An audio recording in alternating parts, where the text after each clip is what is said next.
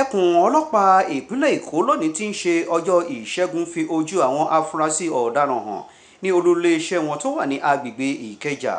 Nínú àwọn afurasí ọ̀daràn náà ní àsìkò tí wọ́n fi ọ̀rọ̀ wá wọn lẹ́nu wò sọ wípé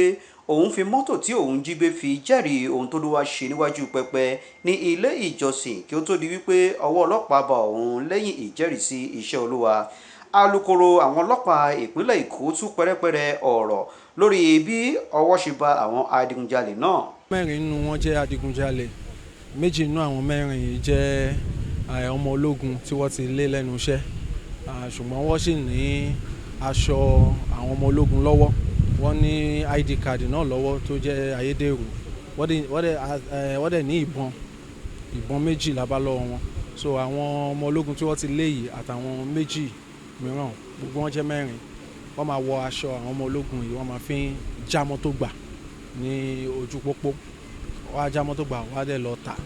Wọ́n ti jí mọ́tò bíi 13 báyìí, a dẹ̀ ti rí méjì gbà padà. Ìkan nínú àwọn mọ́tò yẹn wọ́n ti tà, tí wọ́n ti ṣàṣì wẹ́wẹ́ tí wọ́n ti tà bíi spare parts, and àwọn mọ́tò yòókù la ṣe ń ṣiṣẹ́ lé lórí báyìí láti gbà padà. Then àwọn méjì kan náà wà láàrin wọn tí ó yẹ pé iṣẹ́ driver ló ń ṣe, ṣùgbọ́n tó bá ti rẹ́ni tó máa gbà wọ́n síṣẹ́ tí ò ṣe ẹ̀tọ́ ẹ̀ láti mọ ibi tí wọ́n ń gbé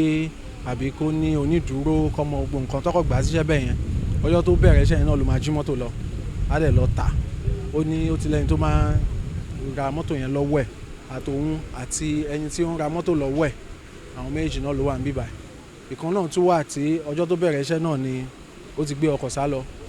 Ọjọ́ Sunday tó tẹ̀lé ọjọ́ tó jí mọ́tò, ó gbé ọkọ̀ lọ sí chọ́ọ̀chì, ó dẹ̀ lọ ṣe testimony ní church pé Ọlọ́run ti dára láyé òun ti ra ọkọ̀ tuntun, òun náà wà níbí báyìí. So à ń fẹ́ lè gba àwọn èèyàn mọ̀ràn pé tó bá máa gbà yàn síṣẹ́ kó ṣe ẹ̀tọ́ wọn láti rí pé wọ́n mọ àdúgbò tẹ́ni yìí ti wá, ilé tó ti wá, àdírẹ́sì ẹ̀, kó dẹ̀ make sure pé ó ní onídùúró, kó má bàa rí nǹkan tó ṣẹlẹ̀ yìí tí wọ́n ń gbé mọ́tò wọn lọ ní ọjọ́ tí wọ́n bẹ̀rẹ̀ iṣẹ́. A dẹ̀ tún jẹ́ kí àwọn ará Èkó mọ̀ wípé àwọn tó máa ń jí ọkọ̀ gbé o láàrin Èkó àti mú wọn wọ̀ sí láàrin wa mọ́, àti mú wọn báyìí, and bá ṣe ń ṣe tán lé ní báyìí wọ́n máa fojú balẹ̀ ẹjọ́. Pásítọ̀ nìkan àti pásítọ̀ àti fámílì o àtàwọn aráàlú o, ẹni tí ò níṣẹ́ lọ́wọ́ tí ò ní kankan ó dẹ̀ dédé yọjú, ó ní Ọlọ́run ti ṣe àràmàǹdà láyé òun ti rọkọ̀ tuntun, ó yẹ kí a pe irú onítọ̀hún ká béèrè, ká fọ̀rọ̀ wánú wò pé jẹ́wọ́ kí ló ṣe gangan, báwo ló ṣe jẹ́. Tẹ́ bá dẹ̀ ń fura sí onítọ̀hún pé ọwọ́ rẹ̀ ò mọ́ o, tẹ́ bá fẹ́ fẹ̀mí ara yín wéwu wípé ó lè bínú o, ó lè pààyàn o, ẹ̀tọ́ yín ni pé àti pásítọ̀ àti gbogbo èèyàn ẹ̀tọ́ wọn ni pé láti rí pé wọ́n ta ọlọ́pàá lólobó, bọ́ọ̀ tí ẹ̀ ní wá sí station ní pé ẹ̀rù ń bá wọn kọ́ má mọ̀ pé mi ni mo sọ̀rọ̀, wọ́n ní àwọn aago ìpè wa kọ́ pé wa pé mo fura sẹ́ni báyìí o, ẹ̀ṣẹ̀ gbọ́kọ̀ tuntun wọlé o, kó má jẹ́ pé wọ́n jí ọkọ̀ yìí gbé ni o, àwa máa gbé láti bẹ̀ yẹn, àwa máa lọ síbẹ̀ láti lọ bẹ̀rẹ̀ pé alákùnrin ibo ló ti rí ọkọ̀ o, àdẹ́ṣèwádìí tó. So ọ̀rọ̀ security iṣẹ́ gbogbo wa ni.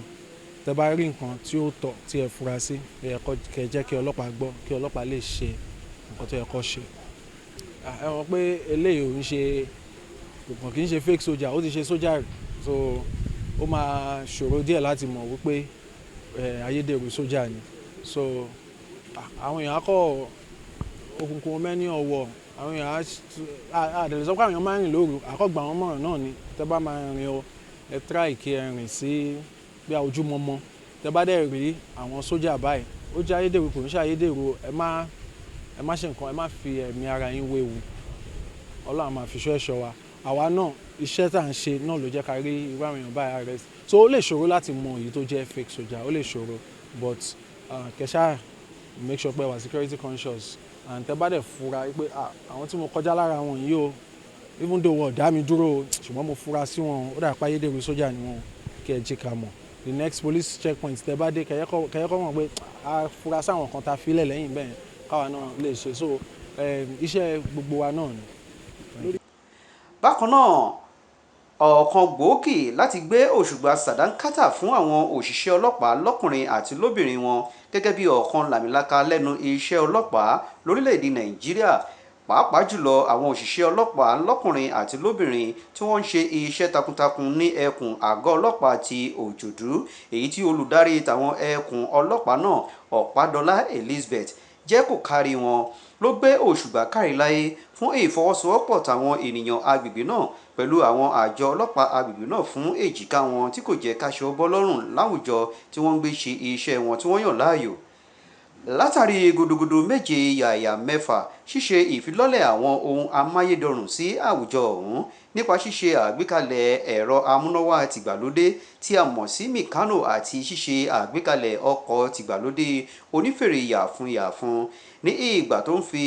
inú dídùn ọkàn hàn sí àwọn ènìyàn agbègbè Òjòdú. Ọ̀gá ọlọ́pàá ẹkùn náà Ọ̀pádọlá Elizabeth bákan náà dúpẹ́ púpọ̀ lọ́wọ́ Honourable James Faleke fún iṣẹ́ takuntakun rẹ̀ láti lè mú kí àlá rere náà wá sí ìmúṣẹ ní agbègbè ẹkùn Ìkẹjà.